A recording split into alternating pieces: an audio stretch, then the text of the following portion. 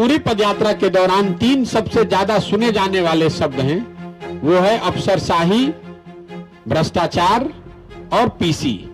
अफसरशाही से परेशान जनता। और इस आदमी ने समता मूलक शिक्षा नीति के नाम पर पूरी शिक्षा व्यवस्था को बर्बाद कर दिया और बिहार के बच्चों के हाथ से किताब कॉपी हटाकर उसके हाथ में खिचड़ी का प्लेट पकड़ा दिया। अगर बिहार के बच्चे शिक्षित हो जाएंगे तो 9वां फेल आदमी यहाँ का मुख्यमंत्री कैसे बनेगा? लोकसभा चुनावों से ठीक पहले नीतीश के पुराने सहयोगी रहे प्रशांत किशोर ने उन पर बड़ा हमला बोला है। बिहार की शिक्षा व्यवस्था की तबाही का ठीकरा नीतीश कुमार पर फोड़ते हुए प्रशांत किशोर ने क्या कहा, सुनिए। नीतीश कुमार के शासनकाल का जब इतिहास लिखा जाएगा तो उस व्यक्ति के मुख्यमंत्री रहते हुए बिहार की शिक्षा व्यवस्था के ध्वस्त होने को सबसे बड़ा काला अध्याय बताया जाएगा। ऐसा इसलिए कि मान लीजिए कि कल एक अच्छी सरकार आ जाए तो यहाँ सड़क बन जाएगी, फैक्ट्री लग जाएगी, लेकिन जो 2 पीढ़ियां लालू नीतीश के राज में पढ़कर इस व्यवस्था से निकली हैं, अब कल कोई भी सरकार आ जाए उसको पूरे जीवन भर उन बच्चों को, उन लोगों को शिक्षित समाज के पीछे ही रहना है। अब वो उनको कोई जीवन में सुधार नहीं सकता है। और इस आदमी ने समता मूलक शिक्षा नीति के नाम पर पूरी शिक्षा व्यवस्था को बर्बाद कर दिया और बिहार के बच्चों के हाथ से किताब कॉपी हटाकर उसके हाथ में खिचड़ी का प्लेट पकड़ा दिया। सारे बिहार के बच्चे, आपके हमारे बच्चे लाइन लगाकर पढ़ाई नहीं कर रहे हैं, वो खिचड़ी खा रहे हैं। शिक्षक पढ़ा नहीं रहे हैं, खिचड़ी बनवा रहे हैं। तो विद्यालयों से खिचड़ी बट रहा है और कॉलेज से डिग्री बट रहा है। नीतीश कुमार का यही राज है, वो भूमि दे दें कि भवन बना दें कि टीचर ला दें।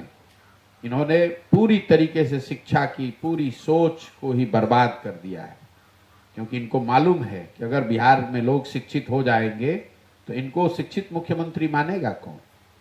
अगर बिहार के बच्चे शिक्षित हो जाएंगे तो 9वां फेल आदमी यहाँ का मुख्यमंत्री कैसे बनेगा? तो सब आदमी को अशिक्षित बनाओ और खुद को बहुत बड़ा ज्ञानी बता दो। नीतीश कुमार पढ़े लिखे व्यक्ति हैं, समझदार व्यक्ति हैं, लेकिन नीतीश कुमार बिहार के एकमात्र पढ़े लिखे आदमी नहीं हैं। उनसे पढ़ा लिखा बहुत ज्यादा यहाँ आदमी है। अपने इर्द गिर्द सारे अनपढ़ों को बैठाता है और अपने को बताता है कि हम ही सबसे बड़े ज्ञानी आदमी हैं। अगर पूरा बिहार अनपढ़ न हो तो किस राज्य में मुख्यमंत्री 9वां फेल हो सकता है? यहाँ पर हो सकता है, क्योंकि 30 बरस से सारे बच्चों को अनपढ़ बना दिया गया। उनको खिचड़ी खिला रहे हैं, मजदूरी करा रहे हैं और जात के नाम पर, धर्म के नाम पर उनका वोट ले रहे हैं। यही इनका सिद्धांत रहा है, यही ये कर रहे हैं। नीतीश पर हमला बोलते हुए प्रशांत किशोर ने तेजस्वी यादव को भी घेर लिया। प्रशांत किशोर ने यह भी बताया कि अपनी पदयात्रा में वो बिहार में 3 शब्द बार बार सुन रहे। सुनिए किन 3 शब्दों की बात कर रहे हैं प्रशांत किशोर। पूरी पदयात्रा के दौरान 3 सबसे ज्यादा सुने जाने वाले शब्द हैं, वो है अफसरशाही, भ्रष्टाचार और पीसी। अफसरशाही से परेशान जनता। जो लोग भी मुझे मिलते हैं, चाहे वो गरीब व्यक्ति हो, जनप्रतिनिधि हो, सामाजिक आर्थिक तौर पर रसूख वाले लोग हों, इवन पत्रकार बंधु लोग, समाज का हर वर्ग बिहार में अफसरशाही से परेशान है।